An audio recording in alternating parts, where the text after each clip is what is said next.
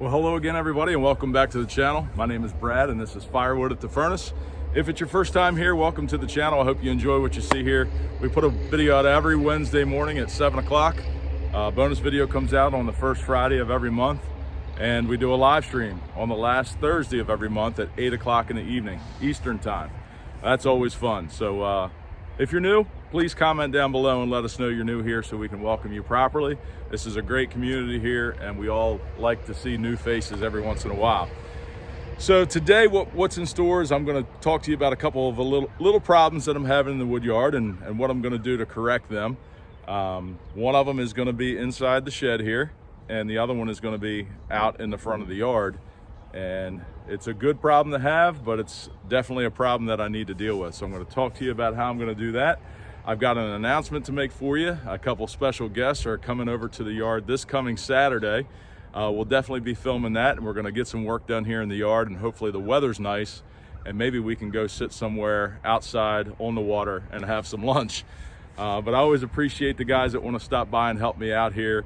It's not so much about the work that gets done as it is about the camaraderie. So that's what's in store today. Stick around and I'll show you what's going on.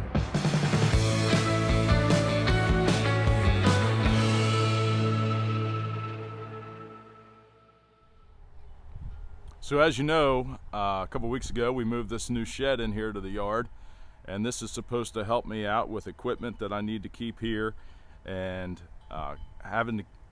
preventing me from having to go back and forth to my house back here to the wood yard to get stuff that I need or to secure stuff that I'm not using so it's not laying out in the open here in the yard. So what I'm doing now is I'm slowly bringing tools over here to the shed. I've got my toolbox set up in there now.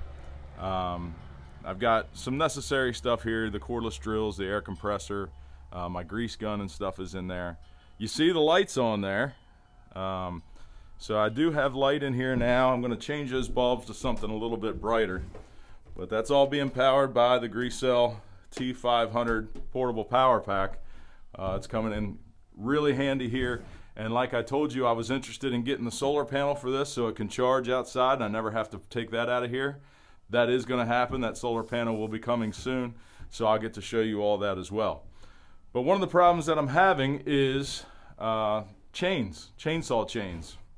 So I have a variety of different size chains that I use, from the 20-inch bar, the 25-inch bar, 28 and 32. The Stihl 261 uses a different gauge chain on a 20-inch bar. So I've got quite a variety of different chains that I use that I try to keep all sharp and have available in case, if I hit the dirt, if I hit a rock, if I hit some metal and a log, and I don't have time to just touch up the chain real quick, I can swap it out. So I'll show you what I've come up with and what my plans are to do here today to organize that stuff and to try to make it more useful. Hopefully this can help somebody out, or if you already have your own system that you use, I'd like to hear about that too. All right, so now we are in the shed, and you can see behind me here kind of what my plan is to organize this stuff. There was shelving already existing in this shed when I got it that went around the rear and both sides, just like this shelving you see here on this side, but I did remove it from the back wall because this is going to be going up in that shelf's place, and it's a simple pegboard that I have painted black, put some hooks on, and I've got all of my chain sizes organized along the pegboard.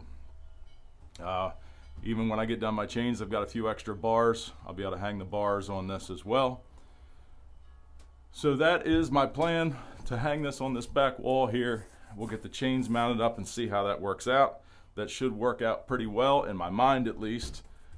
And that will allow me to bring all my chains over here to the yard, because right now they're at the house in the garage, and that's where I do all my sharpening. So once everything gets over here, I'll be able to set up a vise so I can sharpen the chains while it's on the saw itself, and I'll be able to have all my spare chains here as well. So I'm going to get some tools out, we're going to mount this up and see how it works. So I'm going to mount this as high up on this wall as I can, because those 32-inch chains are going to hang down quite a bit. And I will level this up. So I just want to show you real quick, if you're not mounting this on a wall that has, you know, studs exposed and it's got drywall or plywood or paneling or whatever over top of it, and you're going to use this pegboard, what you need to do is when you screw the pegboard to the wall, you're going to have some kind of spacer to keep that pegboard sitting out away from the wall, so that these hooks that go in the pegboard have space behind it to hook in and move around. I think I'm going to go ahead and continue to use the spacers, even though I do have exposed studs, because if one of these hooks happen to land on that stud, it's going to have to be set out away from the wall just a little bit. So I don't know if I'm going to be able to get all 3 studs. Well, I might be able to here. So I'll be able to have 3 connection points for this, because once all these chains and bars get hanging on there, it is going to carry some weight. So I'd like to have as many screws in it as possible. So let's get the first one in.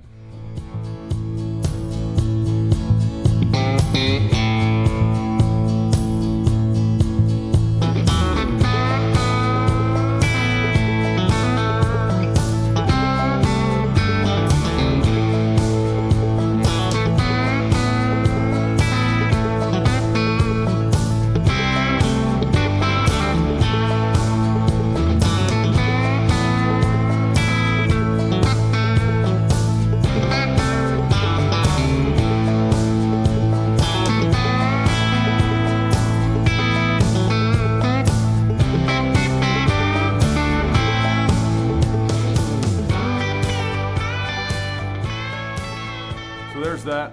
I got 6 screws in it, top and bottom, on both ends and in the middle. Got the spacers behind it to set it out from the wall just a little bit, so that those hooks can come in and out easily.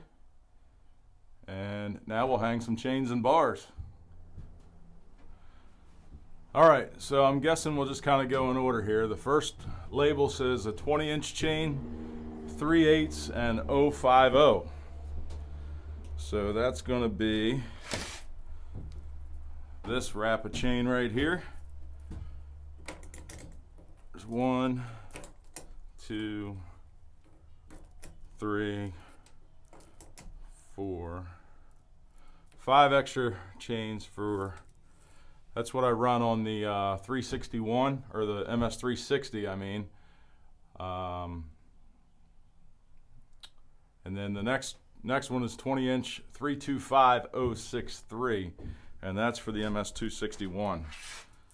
So before I got the 500, you know, that was kind of my go-to saw for all my firewood cutting.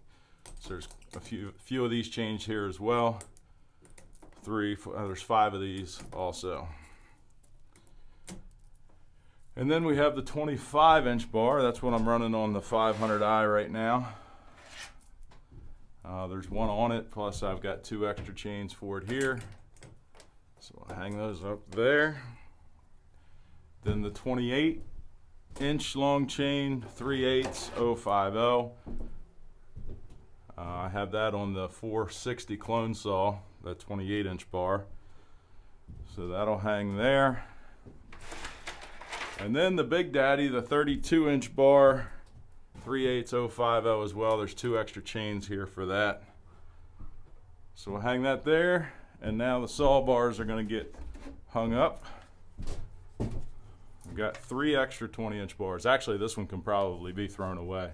This was the original bar on the MS360, and it is pretty messed up. It's got a lot of use on it. It's got some ridges on the side here. It could probably be filed or thrown away, but I guess I'm kind of a hoarder. I hold on to stuff like that for some reason.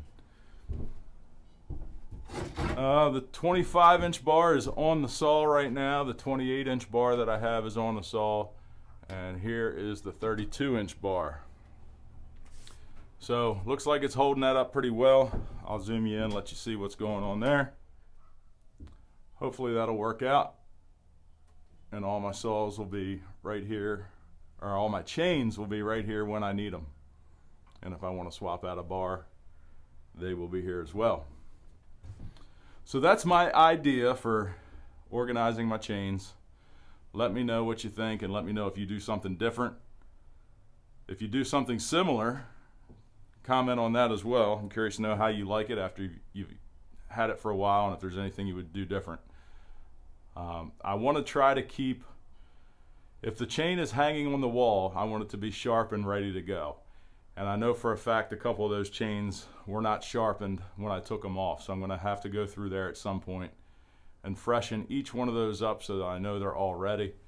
And then maybe I'll add a section somewhere. It looks like I might be able to tighten those chains up a little bit, maybe one notch, and create a little more space on the side. And maybe I'll have a hook over on the end that's specifically for chains that need to be sharpened.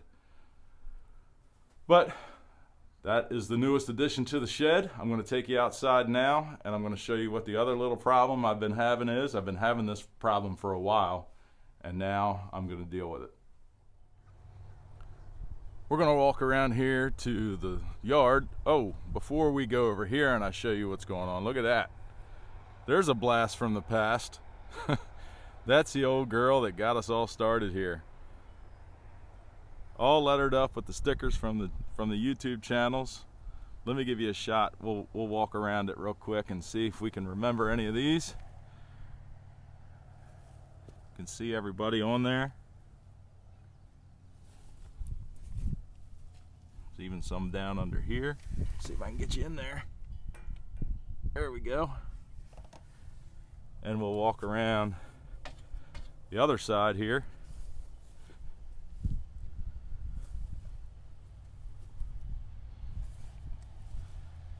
I had that over at the house, and we did a shed clean out this past weekend.